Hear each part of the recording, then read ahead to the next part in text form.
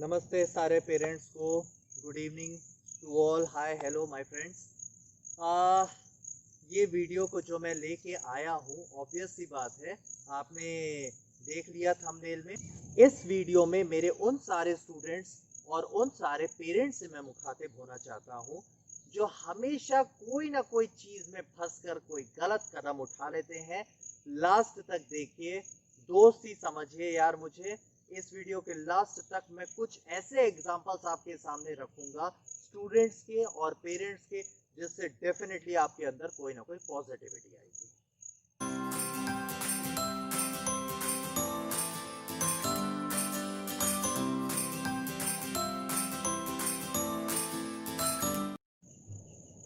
दिग्गज एक्टर ऋषि कपूर, इरफान खान, जो सबके पर्सनल फेवरेट हैं, ऐसा लगा पर्सनल लॉस हो गया कोई।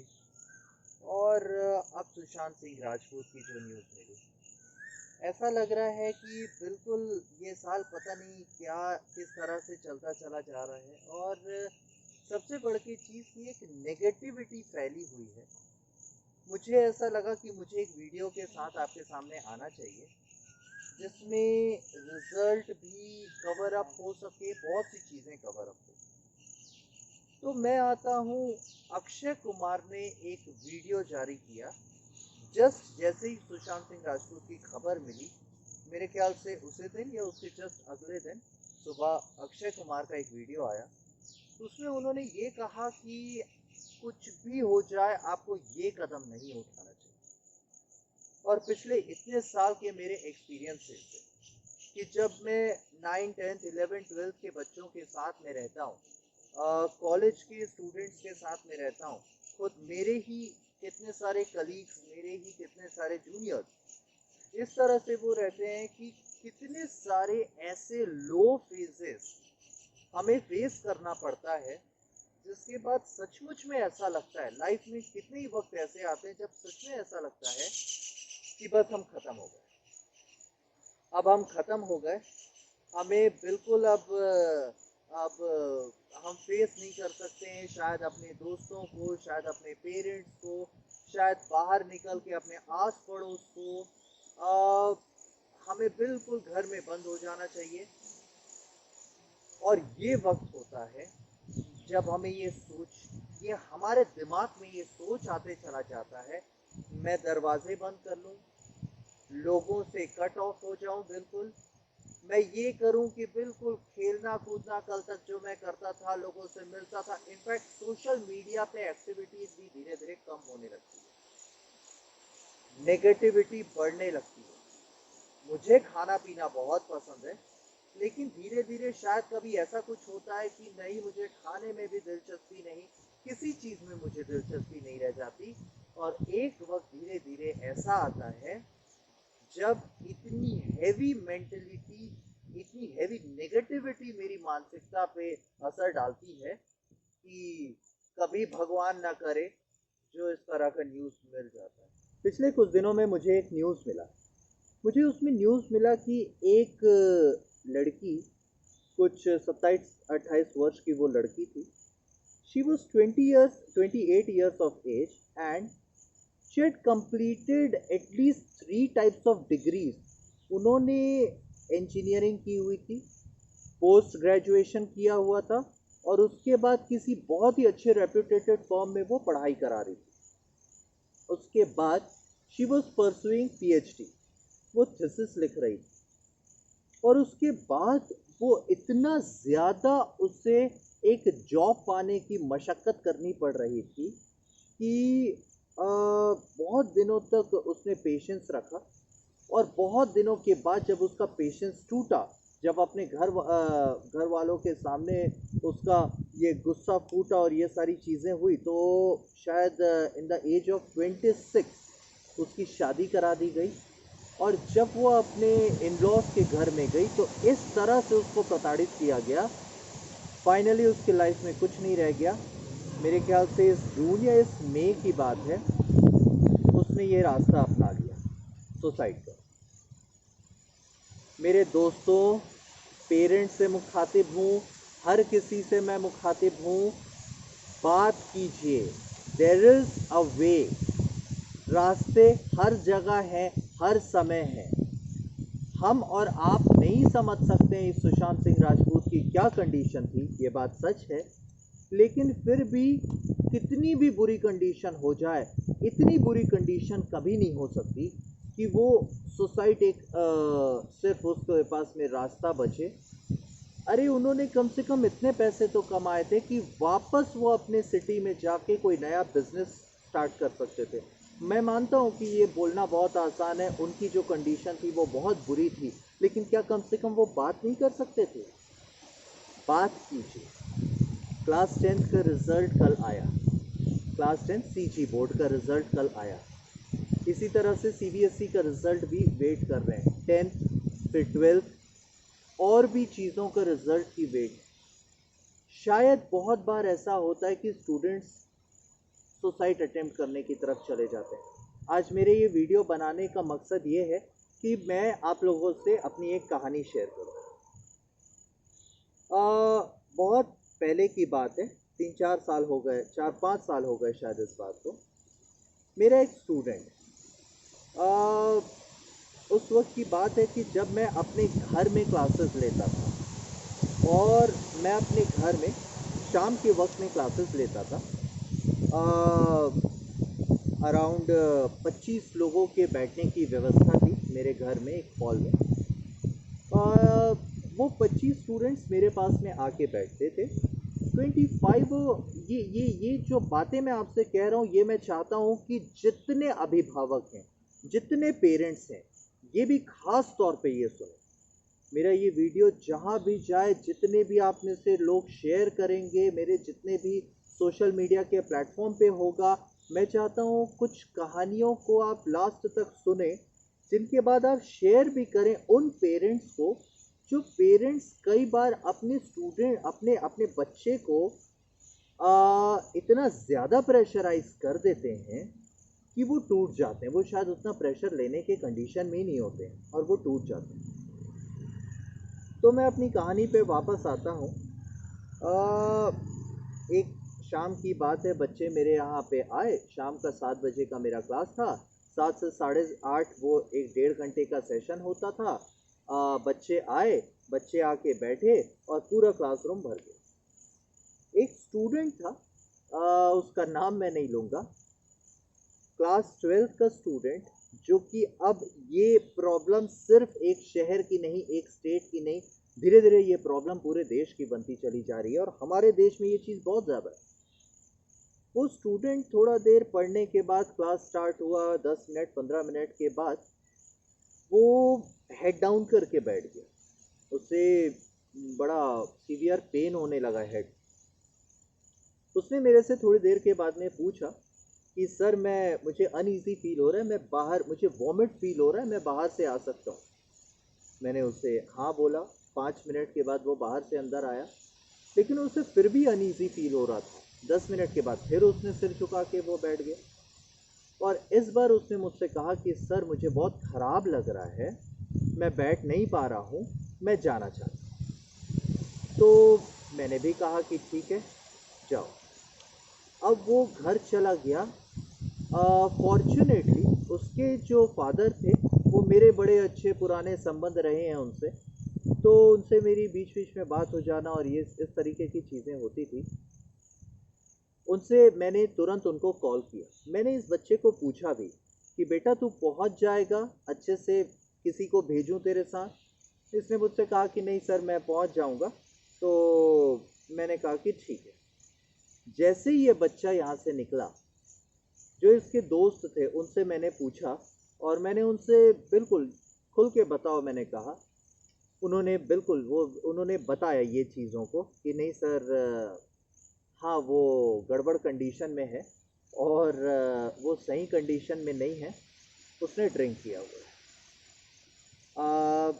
शॉकिंग था मेरे लिए, बहुत शॉकिंग था, क्योंकि वो बच्चा बहुत अच्छा था, पढ़ाई में भी अच्छा था, हर समय हर चीज़ में वो बाकायदा वो उतना ही क्लास में भी सिंसियर रहना, पढ़ाई में अच्छा रहना, इज्जत देना, अपने से बड़ों की इज्जत करना, मेड भी वो पेरेंट्स हों उसके या फैकल्टीज़ हों या और कोई। तो मेरे लिए ये शॉकिंग था, लेकिन उसके बावजूद मैंने कहा कि ठीक है। मैंने उसके घर में फ़ोन किया, उसके फादर से मैंने बात की। मैंने बात किया कि सर वो आ रहा है अभी, हल्का फुल्का उनको भी पता था ये चीज़ें। मैंने उनको कहा कि आप अभी उसको कुछ मत कहिएगा, डांटिएगा नहीं और कुछ मत करिएगा। और उन्होंने भी कहा कि हाँ ठीक है। बाद में उनसे मेरी बात हुई, उन्होंने बताया कि मैंने उसको वेलकम किया घर के अंदर, बहुत प्यार से उससे बस मैं ये पूछा कि खाना खाया है कि नहीं तुमने, भूख तो नहीं लगी। उसने कहा नहीं। ठीक है, अपने रूम में जाओ और सो जाओ। वो अपने रूम में जाके सो गए। अब मैं आपसे पूछता हूँ, और मैं इस वीडियो को मैं चाहूँगा कि ये मैक्सिमम टू मैक्सिमम पेरेंट्स तक ये पहुँचे, क्योंकि आज का सबसे बड़ा प्रॉब्लम, सबसे बड़ा इशू यही है। बहुत से स्टेट्स में मैं ट्रैवल करता रहता हूँ, बहुत से एजुकेशनलिस्ट के साथ मैं उठता बैठता रहता हूँ। बहुत ही कम उम्र में मैं बहुत सारे ऐसे जगह, बहुत सारे ऐसे लोगों से मेरी मुलाकात होती है जो इस फील्ड में बहुत एक्टिव है और जो पेरेंट्स से लगातार मुलाकात करते रहते हैं। ख़ास तौर से मेरा जितने पेरेंट्स से मैं मुखातिब हो रहा हूँ, रूबरू हो रहा हूँ, उनसे मेरा एक सवाल पूछना है कि सर या मैडम, आप लोग इस सिचुएशन में क्या करते हैं, इस कंडीशन में आप क्या करते हैं। शायद 80% लोगों का जवाब ये होगा, जो आई कुड बी रॉन्ग, ये स्टैटिस्टिक्स जो है, ये नंबर जो है, ये ज़्यादा भी हो सकती है, लेकिन शायद 80% मैं अपने एक्सपीरियंस के हिसाब से बोल रहा हूँ, उनका जवाब ये होगा, वो अपना आपा खो देते, गुस्से में आग बबूले हो जाते, और वो अपने बेटे को सबसे पहले डांटते, हो सकता है कि उसे मारते, शायद उससे मोबाइल छीन लेते, दूसरे तरीके की इंडिपेंडेंसी उनसे छीन लेते, और भी बहुत कुछ करते, जिनके बारे में मैं बात कर रहा हूँ। मैं पता नहीं अपने कितने सेशंस में, मेरी बहुत सी सेमिनार्स होती है, मैं इस एग्जाम्पल को उनका मैं लेता हूँ कि मैं उनकी तरह का पेरेंट, उनकी तरह का फादर मैंने नहीं देखा। मैं उनके बारे में आपको बताता हूँ कि उन्होंने क्या किया। उन्होंने ये किया, जैसे मैंने आपको बताया कि अपने बेटे को उन्होंने ये कहा कि बेटा बिल्कुल आप सो जाओ, और भूख आपको तो नहीं लगी है। नहीं पापा नहीं लगी। उन्होंने सुला दिया अपने बेटे को। नेक्स्ट डे उन्होंने मुझसे कहा था कि आप, मैंने और उन्होंने, हम दोनों ने एक प्लान बनाया। नेक्स्ट डे मेरे यहाँ जब क्लास थी, सुबह के वक्त में मेरे यहाँ क्लास थी, मैंने क्लास लिया एज इट इज़, जैसा वो आता था वो आके मेरे क्लास में बैठा। उसके बाद में पूरी क्लास ख़त्म करने के बाद में, अब ये तो ऑब्वियस था ही कि बाकी स्टूडेंट्स चले गए, मैं उसको, एक अकेले लड़के को मैंने रोका और मैं उसके साथ में बैठा। मैं उसके साथ में बिल्कुल कोई भाषण देने की तरह या और किसी चीज़ की तरह मैंने नहीं काम किया। अगर सिंपल सी बात है, हम भी जब अपने ज़माने में थे, जब हम भी पढ़ाई करते थे, जो टीचर ये कहता था, आप सभी ये कहेंगे, भाषण दे रहे हैं, चलो यहाँ से निकलते हैं। ये चीज़ मैंने डे 1 से क्लियर करके रखा है। इनफैक्ट हर सेशन, जब भी मैं कोई नया सेशन शुरू करता हूँ, इस बात को मैं क्लियर करता हूँ कि आप लोग सब मेरे दोस्त हैं। मैं एज अ फ्रेंड आपके साथ पेश आऊँगा। मैं कोई भाषण देना या कोई आपको जिस तरह से आपके पेरेंट्स बात करते हैं वैसा करना, वैसा नहीं करूँगा। इसीलिए आप कोई भी चीज़ को मेरे साथ आप शेयर कर सकते हो। बाहर गए आप, ये एज ही है, ऑब्वियस सी बात है, क्लास 11 12 और ये कॉलेज का एज है। मैं तो अपने स्टूडेंट से बात भी करता हूँ कि भैया कौन सी सुंदर कन्या पसंद आ गई। ऑब्वियस सी बात है कि मैं उनसे कनेक्ट कर पाऊँ। मैं कनेक्ट अगर ना कर पाऊँ, कनेक्ट ना कर पाना ही सबसे बड़ा ख़राब चीज़ है, और इसीलिए वो गलत रास्ते में जाते हैं। तो जब मैं उनसे ये कहता हूँ कि बिल्कुल फ्रेंडली हो के मेरे साथ में रहो, वो भी बहुत सी चीज़ों को मेरे सामने स्पेल आउट करते हैं, बहुत सारी चीज़ों वो मेरे साथ शेयर करते हैं। इसी तरह से उस लड़के के साथ उस दिन मैं बैठा, मैंने उससे बहुत सी बातें की। मैं बोला बेटा तू क्या है, तू बता, अच्छा लगता है क्या तुझे ये चीज़? अगर लगता है तो चल चलते हैं हम लोग। मैं भी तेरे ही जैसा हूँ, मुझे भी ज़्यादा दिन नहीं हुए हैं इंजीनियरिंग पास किए हुए, मैं इंजीनियरिंग पास करके आया हूँ, बिल्कुल यंग हूँ मैं भी। चलो तुझे क्या अच्छा लगता है, चलो चलते हैं, करते हैं। लड़का बहुत अच्छा है, मैंने पहले भी आपको कहा था। उसने सिर झुकाया और सिर झुका के वो बाकायदा मेरे से बोला, नहीं सर गलती हो गई। मैंने बोला ऑब्वियस सी बात है, ये तू नहीं है जो तू कह रहा है, या तुम्हारे वजह से ये नहीं हुआ, कंपनी तुम्हारी गलत हो गई। कुछ थे एक दो ऐसे इस तरीके के लड़के जिनके साथ में वो कंपनी वाली जो बात, मैं कुछ दो चार बातें मैंने उससे की, बहुत ज़्यादा सिर झुका के और बहुत दुखी हो के और समझने के उससे उसने सुना और चीज़ों को उसने समझा। इनफैक्ट वो यहाँ तक कि उसकी आंखों से आंसू आने लग गए। वहाँ तक भी चीज़ें वर्कआउट कर जाती, लेकिन वो आप भी जानते हैं, मैं भी जानता हूँ कि जैसे मैंने अभी अभी आपसे कहा, 4 लड़कों को मैं ये भाषण दूंगा, उनमें से एक को समझ में आ गया तो आ गया, 3 बिल्कुल मुझे पलट के कुछ जवाब देंगे और वो चले जाएंगे। उस लड़के ने मुझसे, मैंने प्लान के तहत उस लड़के को कहा कि चल यार घूम के आते हैं। 10 मिनट तक बैठ के मैंने उससे बात किया, थोड़ा बहुत वो दुखी हुआ। उसके बाद मैंने उससे कहा कि चलो घूम के आते हैं। पहले से प्लान फिक्स था। मैं अपनी गाड़ी में बिठा करके उसे घूमने लेके गया। मेरे शहर में एक जगह है, थोड़ा सा अकेला और एक गार्डन की तरह। मैं वहाँ पहुँचा, पहले से उसके पिताजी वहाँ पे मौजूद। अब जो बात मैं आपको बताने जा रहा हूँ, इतना अनएक्सपेक्टेड, और इसीलिए मैं उनको ये कहता हूँ हमेशा कि वो इस तरह के फादर हैं जो बहुत ही रेयरली मैं जिस तरह के देखता हूँ, वो वहाँ पे पहले से मौजूद थे। और जब वो मौजूद थे, वो एक बॉटल लेके मौजूद थे और उन्होंने अपने बेटे को बोला, उनका बेटा उनको देख के बिल्कुल पैरों तले ज़मीन खिसक गई, काटो तो खून नहीं। अपने पिताजी को इस तरह देख के किसी की भी हालत ख़राब हो जाएगी। एक बिल्कुल नई बॉटल लेके वो मौजूद थे वहाँ पे। उन्होंने कहा चलो आओ बेटा साथ में बैठो, एक काम करते हैं, हम साथ में पीते हैं, हम साथ में पीते हैं। अगर तू ही बर्बाद होता रहेगा तो अकेले मैं अच्छा रह जाऊं उसमें क्या मुझे मिल जाएगा? तू अगर बर्बाद हो रहा है तो चलो दोनों मिल के बर्बाद होते हैं। तुम भी बर्बाद हो रहे हो, मैं भी बर्बाद हो जाऊंगा, चलो साथ में पीते हैं। वो लड़का कुछ नहीं कह पाया, उसके आंखों से टप टप आंसू बहते रह गए जब तक वो खड़ा रहा, और उसके पिताजी ने एक शब्द समझाइश का नहीं कहा। बल्कि मैंने उससे कुछ कहा था, संजय दत्त को देखो, संजय दत्त की मदर जो थी, बहुत ही अनफॉर्चुनेट है कि वो अमेरिका चली गई, उनको कैंसर हुआ था। संजय दत्त के पिताजी सुनील दत्त जो हैं, वो अपने पॉलिटिक्स में बिजी रहते थे, दिल्ली में रहते थे। संजय दत्त मुंबई में बिल्कुल एक ऐसा बिगड़ैल लड़का बन गया कि वो बिगड़े हुए लोगों के साथ, जिसमें दाऊद इब्राहिम और ये वो बहुत से लड़के थे, उनके साथ में वो उनकी वो कंपनी हो गई। और फिर आप और हम सब जानते हैं कि रेस्ट इज़ हिस्ट्री की मूवी और सारी चीज़ें बनना इस स्टोरी के ऊपर, तो ये सिर्फ कंपनी की वजह से होता है। एक ऐसा एज जब आप हर बुरी चीज़ या ऐसी चीज़ जो फैसिलिटेटिंग है, जो अट्रैक्टिव है, उसकी तरफ आप चले जाते हैं। आप ये डिसाइड नहीं कर पाते कि क्या सही है क्या गलत है, उसकी तरफ आप चले जाते हैं।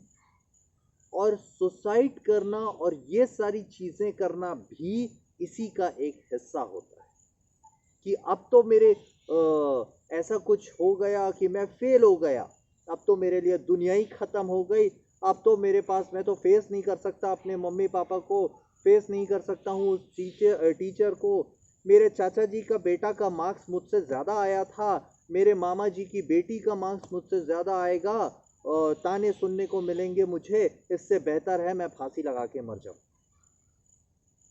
ये चीज़ इस चीज़ के लिए ही मैंने आज शुरू किया, इस चीज़ के लिए ही मैं मुखातिब होना चाहता हूँ सारे पेरेंट्स के साथ में, जो उस तरह से काम करें जो जिनके बारे में मैं बता रहा हूँ, जिनके बारे में मेरी कहानी रुकी हुई है। कि जब मैं अपने स्टूडेंट को लेके उसके फादर के पास पहुंचा, उसके फादर एक बोतल लेके रखे हुए थे और उन्होंने बोला आ बेटा बैठ। उस लड़के ने वो लड़का बहुत रोया उस दिन, और वो रो करके उसने फाइनली ये कहा नहीं पापा मैं आज के बाद ये काम नहीं करूँगा। मुझसे उसने कहा कि सर मैं आज के बाद ये काम नहीं करूँगा, आपने जिस तरह से संभाला या मेरे फादर ने जिस तरह से संभाला मुझे, मेरी पूरी की पूरी लाइफ ट्रैक पे आ गई, अब दोबारा मैं इस तरह का कोई काम नहीं करूँगा। आज के डेट में वो सिटी में आता है तो वो बिल्कुल मेरे से मिलने आता है, पहले वो मेरे घर आता है, मेरे से मिलता है, और आज भी मैं उसके साथ बिल्कुल दोस्ताना व्यवहार रहता है मेरा। इनफैक्ट आज तो वो कॉलेज भी पास आउट हो चुका है, तो मैं हमेशा उससे कहता हूँ कि now you are also an engineer and I am also an engineer, we are friends now.